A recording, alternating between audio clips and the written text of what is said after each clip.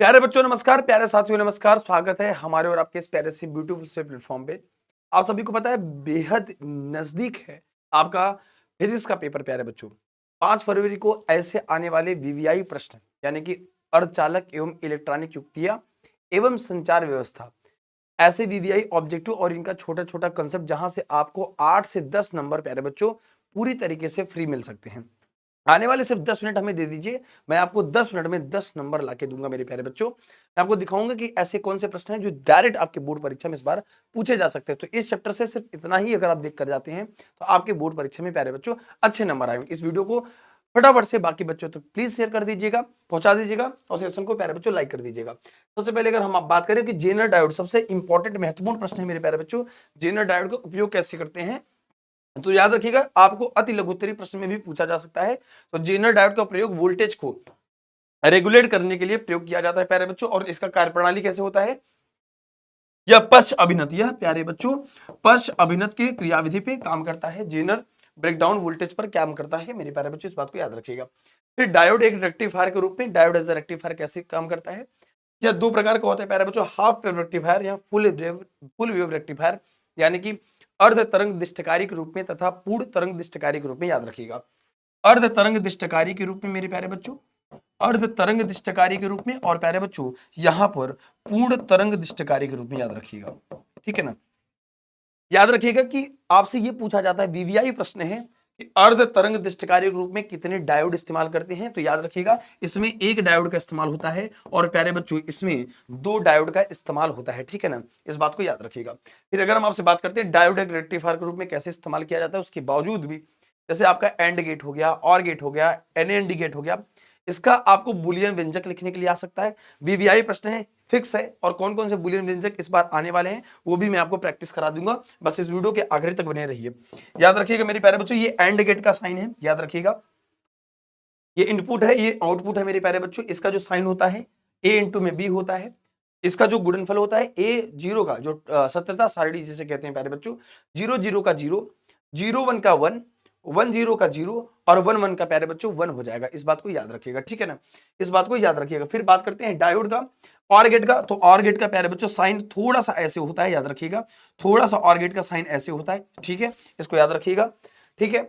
अब इसकी जो सत्यता सारणी आती है, जीरो जीरो का जीरो, जीरो वन का वन, वन जीरो का वन, और प्यारे बच्चों वन वन का वन आता है। इस बात को याद रखिएगा। फिर नॉट गेट का साइन कुछ इस तरीके से हम बनाते हैं। ये नॉट गेट का साइन है प्यारे बच्चों, यानी कि इसका जस्ट उल्टा होता है, जीरो रहेगा तो वन देगा, वन रहेगा तो प्यारे बच्चों जीरो देगा। आपका ये एनएनडी गेट है और नॉर गेट है, और इसकी ये सत्यता सारणी है।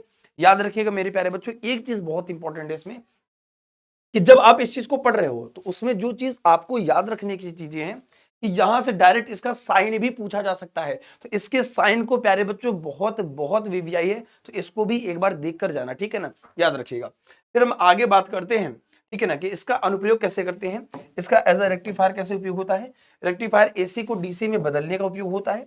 डायरेक्ट पूछा जा सकता है आपका कि इसका उपयोग क्या हो सकता है, वोल्टेज रेगुलेटर में, लॉजिक सर्किट्स में, और डिजिटल इलेक्ट्रॉनिक्स में प्यारे बच्चों, याद रखिएगा, ठीक है ना।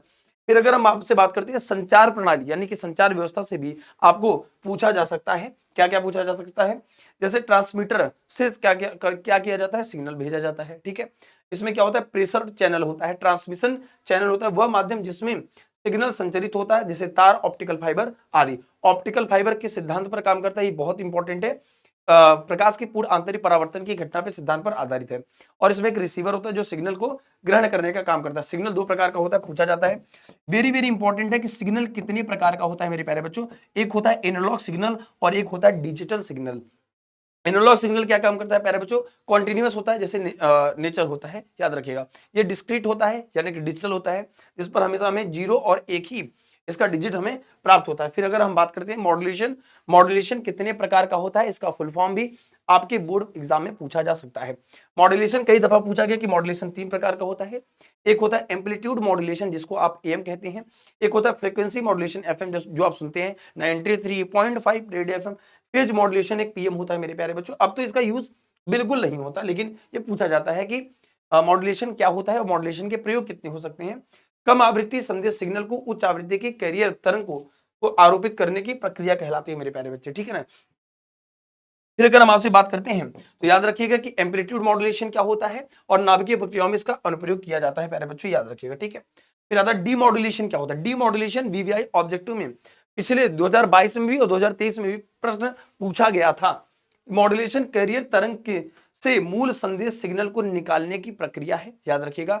फिर विद्युत चुंबकीय तरंगों का प्रसारण कैसे होता है, इनका ये वाला वैल्यू याद रखिएगा कितना है, 3 मेगाहर्ट्ज से कितना अधिक होता है, याद रखिएगा। इनकी फ्रीक्वेंसी आपसे पूछी जाती है कि स्पेस वेव प्रोपगेशन के बारे में पूछा जाता है।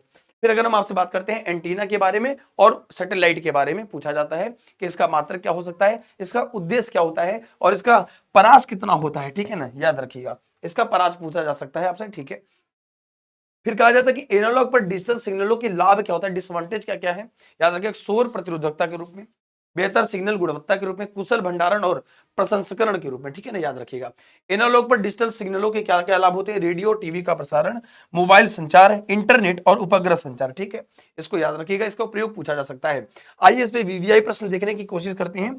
ऐसे कौन कौन से इंपॉर्टेंट प्रश्न हैं जो आपके बोर्ड परीक्षा में सीधे देखने को मिले हैं। जैसे अगर आपसे कहा जाए कि पी प्रकार के अर्धचालक में अशुद्धता मिलाई जाती है, प्यारे बच्चों प्रयुक्त होता है प्यारे बच्चों, तो वो बोरान होता है, याद रखिएगा, ठीक है, बोरान होता है। डायोड का उपयोग होता है मेरे प्यारे बच्चे, डायोड का इस्तेमाल होता है, याद रखिएगा।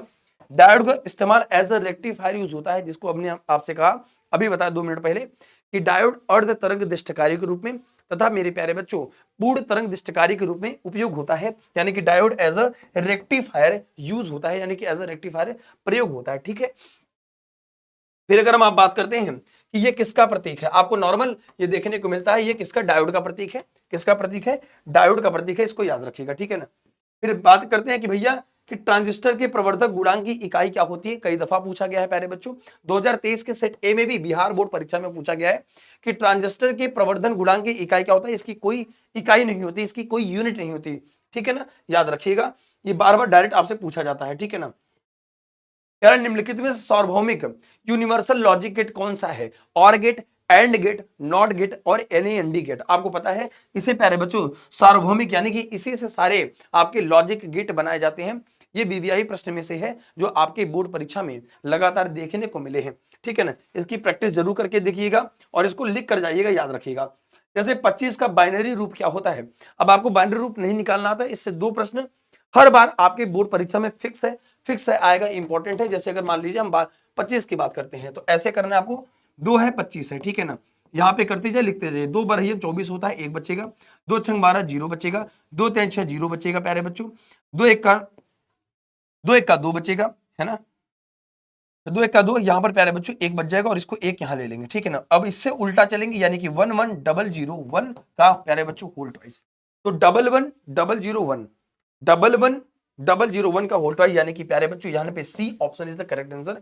ऐसे बाइनरी ऑपरेशन आपके बोर्ड परीक्षा में देखने को मिल सकता है।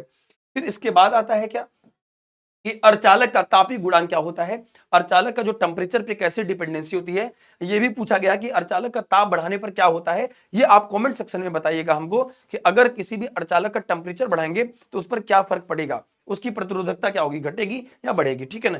तो ये ऋणात्मक होता है, याद रखिएगा। फिर इसके बाद आता है कि दशमिक संख्या 8 का भी जैसे इसी प्रकार आप निकाल लेंगे कि 8 का क्या होता है 2 से, तो यहां लिखेंगे 2 चौको 8, यहां पर 0 लगा हासिल, यहाँ पे 2 दूनी 4, याद रखिएगा, यहाँ पे 0 बचा, यहाँ पे 2 1 कन्नम 2, यहाँ पर 1 बचा, यहाँ से 1 0 0 का होल ट्वाइस, है ना, याद रखिएगा। 2 चौको 8, यहाँ पे प्यारे बच्चों कितना हो गया, 0 हो गया, याद, 1 भी नहीं बचा, 2 दूनी 4, यहाँ पे प्यारे बच्चों 2 दूनी 4 0 बचा और यहाँ से 1 लिख लेंगे बहुत आराम से, यहाँ पे 2 1 कन्नम 2, यहाँ पे 1 बच गया, ठीक है। 1 1 0, अब इसमें नहीं दिया है, यहाँ पे 0 0 दे दिया है, कोई बात नहीं, 2 1 कन्नम 2, यहाँ पे 0 बच गया, अच्छा यहाँ पे दे दिया, ठीक है ना। और लास्ट में 2 1 कन्नम 0 0, यहाँ पे 1 0 0, ठीक है, 1 0 0, ठीक है मेरे प्यारे बच्चों, 1 0 0 का 1 टाइम्स यहाँ पे दिया है, ठीक है। दशमिक संख्या बाइनरी ऑपरेशन आपको पूछा जाता है। फिर कह रहा है कि एन डी गेट का, अभी हमने आपको बताया एन डी गेट का ये आ जाएगा, है ना। आपको डायरेक्ट डायग्राम पूछा जाता है कि एन डी गेट का कौन सा है, आपको कमेंट सेक्शन में बताना है ये किसका है, बी ऑप्शन किसका संकेत है, कमेंट सेक्शन में बताइए। और हमने चारों आपको दिखा भी दिया है, इस बात को याद रखिएगा। बाइनरी जोड़ में 1 1 का प्यारे बच्चों क्या होता है, 1 0 होता है, इसको याद रखिएगा। ये पूछा जाता है कि 1 1 गेट का 1 0 क्या होता है। फिर कहता है कि मैंने आपको अभी बताया कि और गेट का बुलियन व्यंजक 2022 सेट सी में भी पूछा गया प्रश्न है, आपको ऑफिशियल मॉडल पेपर में भी दिया है कि और गेट का और गेट का प्यारे बच्चों बुलियन व्यंजक क्या होता है, किसी भी लॉजिक गेट का आपको बुलियन व्यंजक आपके बोर्ड परीक्षा में देखने को मिल सकता है। तो y बराबर क्या हो जाएगा बाबू, a प्लस बी हो जाएगा, ठीक है ना, याद रखिएगा A option is the correct answer. फिर आता है पी प्रकार के अर्धचालक में जो मुख्य वाहक होते हैं, मैंने आपको दो तरीका बताया है कि पी प्रकार के प्यारे बच्चों अर्धचालक में हमेशा होलों की संख्या ज्यादा होती है, कोटर की संख्या ज्यादा होती है, और उसमें जो बहुसंख्यक होते हैं प्यारे बच्चों वो होल होते हैं, याद रखिएगा, यानी कि b option is the correct answer, ठीक है ना, याद रखिएगा।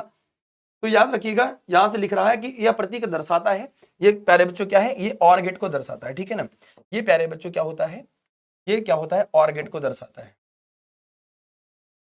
ये और गेट को दर्शाता है, ठीक है ना, ये और गेट को दर्शाता है, ठीक है ना, इसको याद रखिएगा, ये और गेट को दर्शाता है, ठीक है। चलो बहुत बढ़िया, बहुत शानदार। फिर हमसे बताता है कि यहां पे लिखिएगा कि यह प्रतीक दर्शाता है, आपको इसका आंसर कमेंट सेक्शन में बताना है। आई होप कि ये वीडियो आपके लिए बहुत यूजफुल रही होगी, बस इसको एक बार प्लीज रिवाइज कर लीजिएगा, क्योंकि ये सवाल आपके बार बार बोर्ड परीक्षा में प्यारे बच्चों पूछे जाते हैं। और ऐसी ही वीडियो अगर आपको और छोटे छोटे टॉपिक पे और वीडियोस चाहिए जो आपके बोर्ड एग्जाम के लिए महत्वपूर्ण है और अभी तक आप तैयार नहीं कर पाए हैं, प्यारे बच्चों बता दीजिएगा, वीडियो सेक्शन खुला रहेगा, शॉर्ट सेक्शन के माध्यम से हम पढ़ाते रहेंगे। और हाँ, 4 फरवरी की सारी क्लासेस में जुड़ना मत भूलिएगा, और 5 फरवरी की सुबह की क्लास में, ठीक है। तो प्यारे बच्चों मिलते हैं, आई होप फिजिक्स का एग्जाम भौतिक विज्ञान का बहुत अच्छा जाएगा। जुड़े रहिए हमारे साथ, मिलते हैं छोटे से ब्रेक के बाद। Thank you so much, love you all, take care, जय हिंद, जय भारत।